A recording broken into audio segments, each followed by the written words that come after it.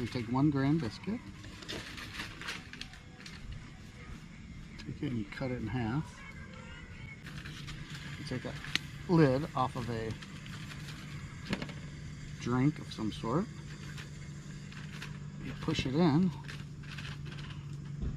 and you pop it through, and you have a donut. Throw it. You usually can get 3 in there, no, 4, 3 to 5 maybe. So those bottoms start browning up, then you flip.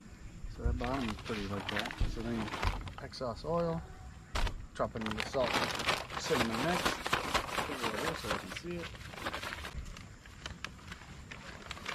Take them out. Bam! Look at that donut.